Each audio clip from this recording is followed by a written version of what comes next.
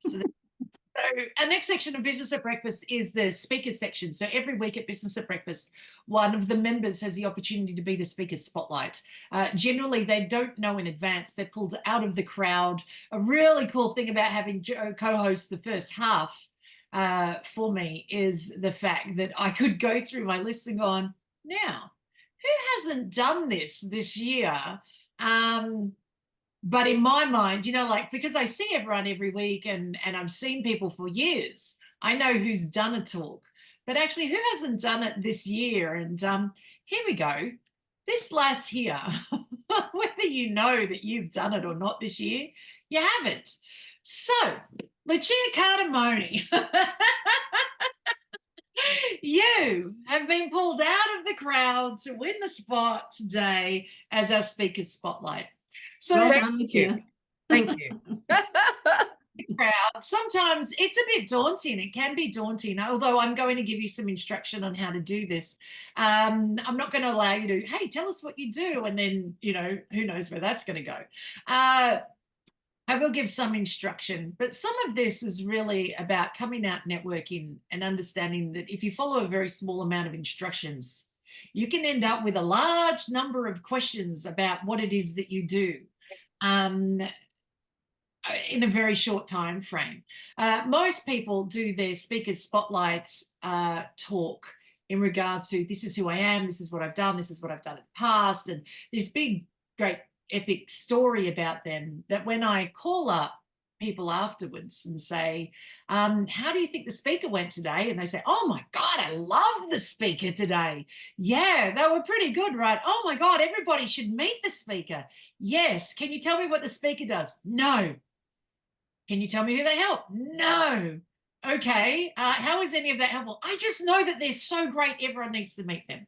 Okay. Not a hugely helpful conversation if they can't tell us anything about what you do. So I give rules in regards to how to speak. And it's great, particularly for, I know Christine's new in today for this group, is that to see that you can have no setup at all in regards to speak, but if you stick to some guidelines, you can end up with a really great talk behind you, and nothing to be nervous about, because we're only going to ask questions in regards to what it is you do, Lucia. So here's what I want you to do. I want you to do your elevator pitch again, right? That's what you sell. So pick one thing that you sell in it, your elevator pitch, and then the quick history of you to the thing that you sell.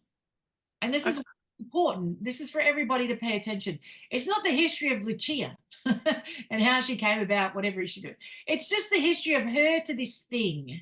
If we understand why she sells this thing or why she believes in it so much that she helps other people with it, then you'll find that the questions we ask will be in regards to that, and we'll understand more about Lucia. And it'll basically sell her whole idea to us very easily. It'll take her less than 2 minutes. All right, Lucia. Okay. So my name is Lucia Cardamone. I'm a makeup masterclass facilitator and trainer with Nutrimetics. I sell makeup masterclasses. They cost $79. And the women who buy them, the people that buy them, sometimes I have both men and women who want to refresh their look, simplify their routine, and feel confident in their own skin.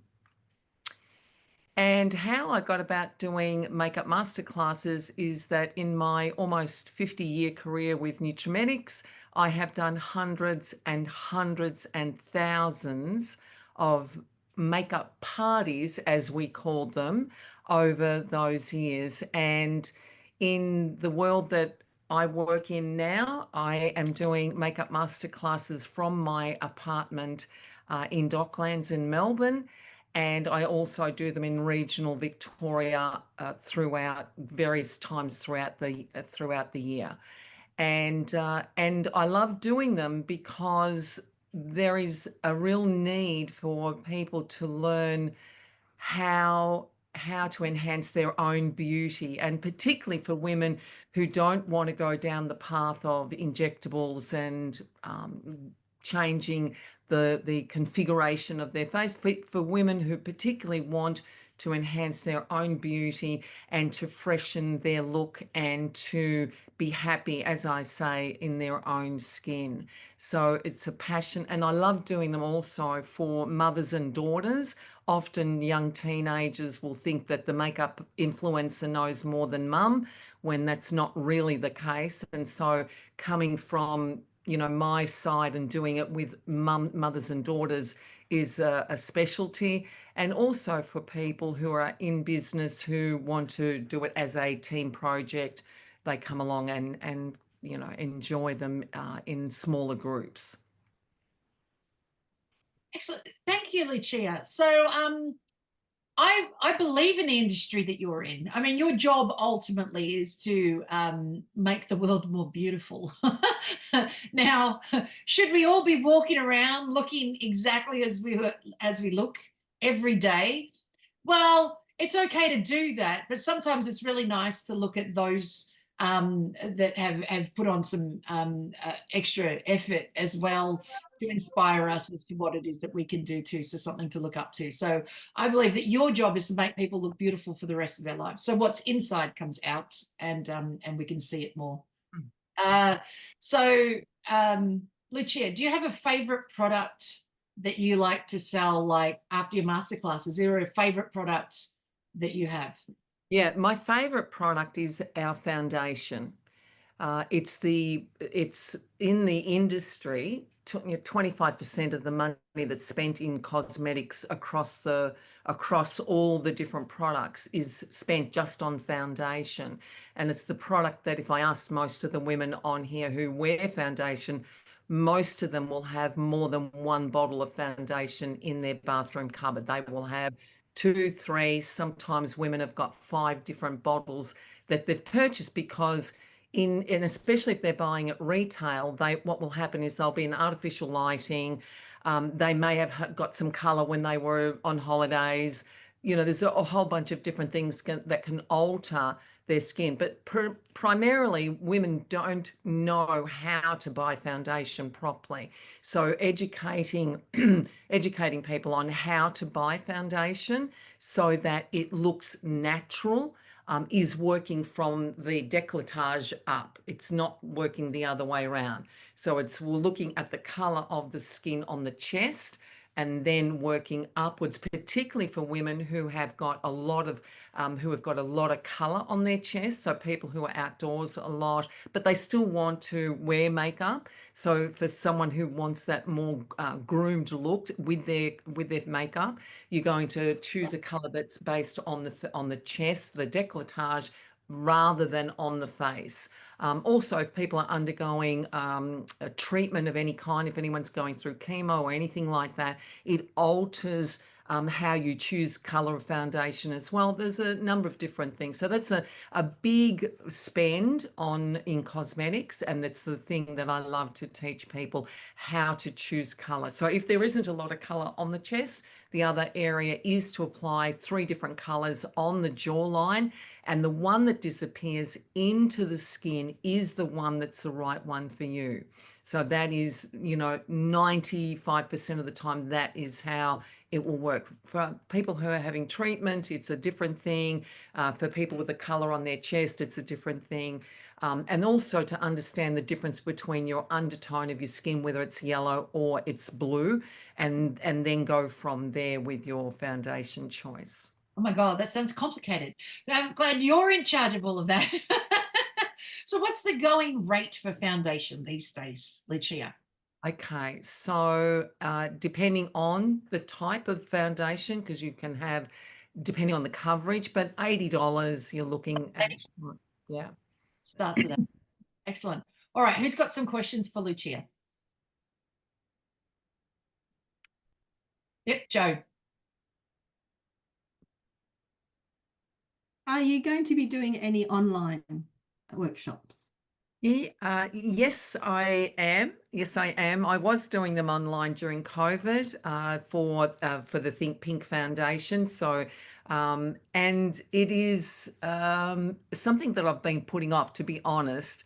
But I definitely can do them online where I do my own face and the people that are on the screen are then doing theirs at the same time. So when you're doing it like that, it's better to have a smaller group. So if you've got 3 or 4 on the screen at the same time is the best way to do it. Whereas when I was doing it for Think Pink, we had sometimes up to 30 people on the screen who would be following me. I would be doing my own and they would just be taking notes and doing it that way rather than actually doing their own. If they're wanting to do their own, happy to set that up for sure.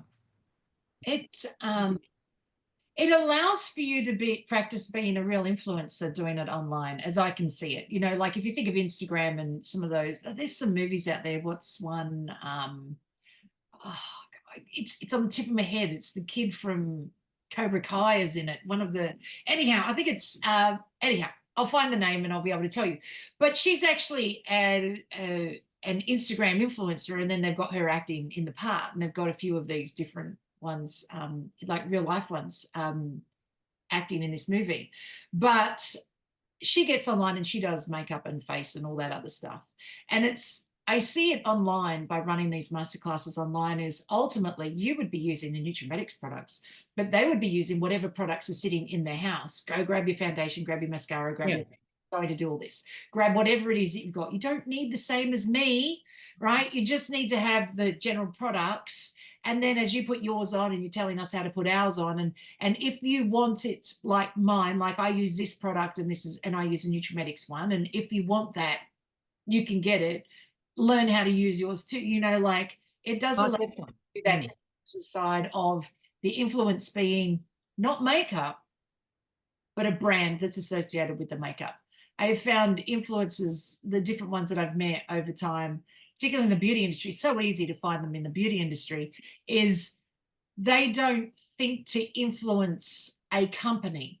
They just influence putting makeup on or getting nice lashes. And then because they haven't thought about picking a company to talk about, they end up going to the drama and the trouble of making their own line of cosmetics, which I'm sure is exorbitant in time, cost, science, all of that other stuff. And the drama of making that when all they had to do was just pick a brand and suggest to people to use a brand, you know, but you've already got that set up. So I can see how that would work really well.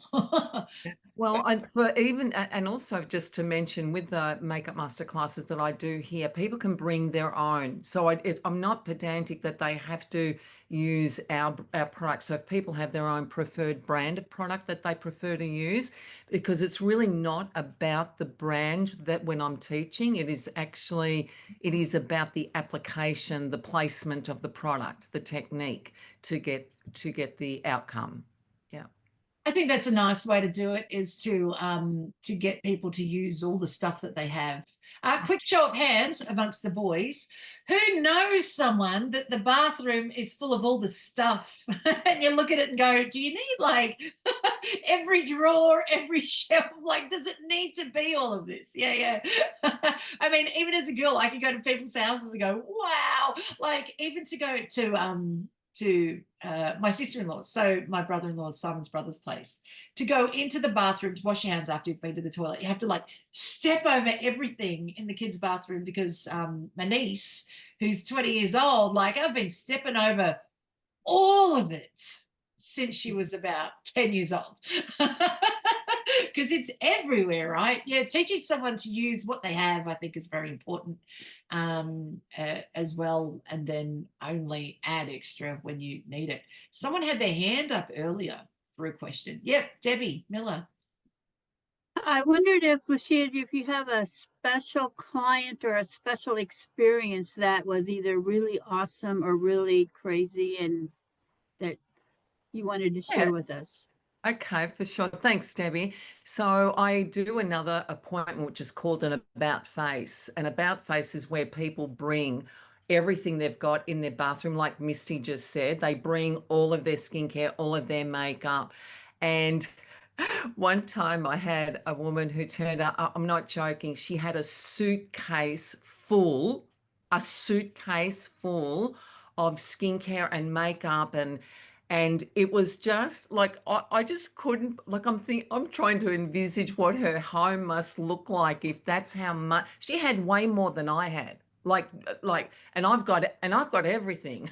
So just to go through that whole process and just the different demeanor in that woman at the end of it's a 2-hour appointment where I declutter everything. I go through all of your skincare. I do a skin analysis. I declutter the makeup. I go through and put it in order of application in front of them and show them how much they've got of each different thing, and then put aside the things that are not relevant for them, like right there and then at that time in their life.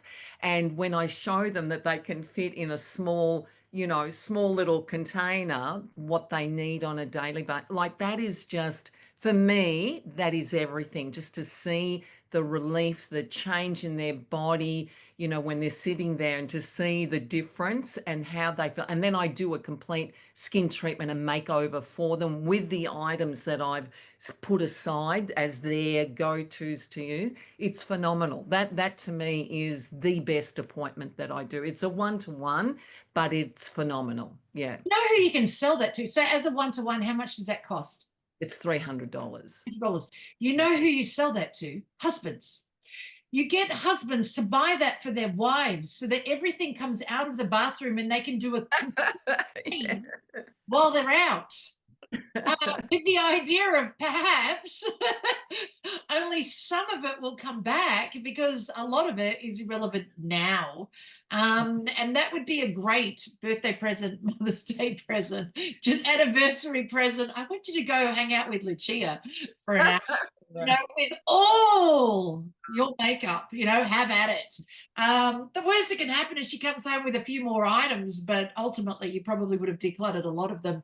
But the Misty, I actually use their products Yeah, to yeah.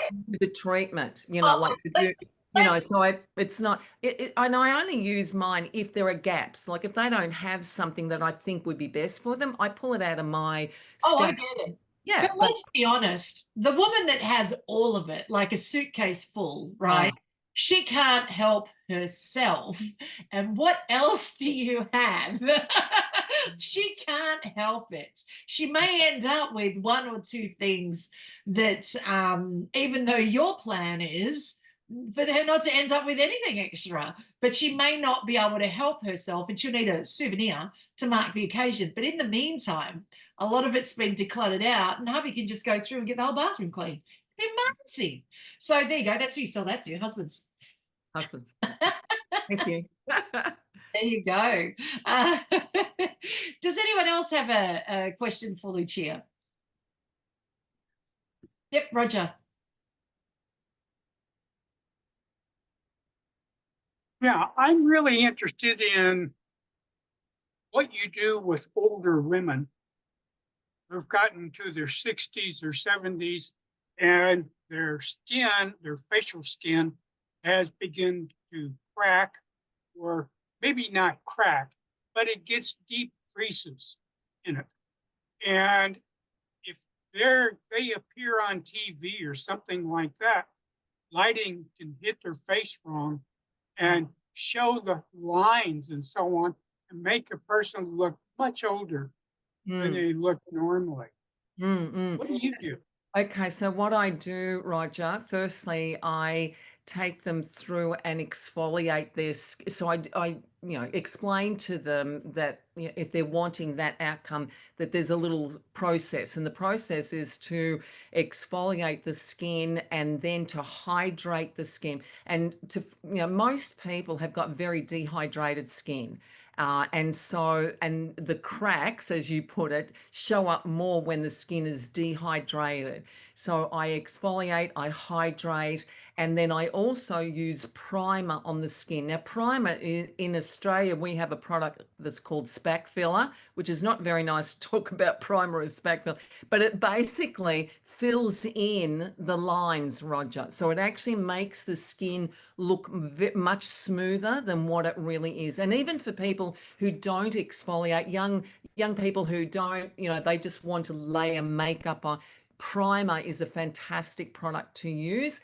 and that's applied under the foundation. So when the makeup is then applied, the skin looks way, way smoother and more youthful when you do those things. And then the other makeup items go on, but that's the process that I use, is to exfoliate and then to hydrate. But I mean really hydrate it, not just with a normal moisturizer, with hydration products under moisturizer, and then to use the primer. And often when I was doing a lot of wedding makeups earlier in my career, that would be the process that we would do. We would get the bride to actually do those things the day before the wedding. So on the day of the wedding, when the photos are taken, the skin is at its optimum. Yeah. Good question. Excellent. Thank you. That's very helpful. I just remember my mother in her later years, and she was on camera a number of times. And to me, she didn't look as good as she could have. And so that's always stuck with me and bothered me. Wow. So thank you. Yeah, my pleasure. Excellent. Thank you so much, Lucia, for being our speaker today. Look how fast that went. That was done, like, there's nearly 20 minutes, like just there. That was done so fast. And see, Lucia didn't speak for very long, but it allowed questions to come through in regards to her product, and Lucia being able to extend the conversation, but in the order of which us, the audience, could handle the conversation, not in the order that Lucia wanted us to have all the information. Chances are, if I let her have at it, she may have given us all that information anyway. However, it would not have been in the order that we need it, and we may not have been able to take it in so easily. So thank you so much, Lucia, for being our speaker today, and thank you, audience, for participating in the conversation. Thank you. You're welcome.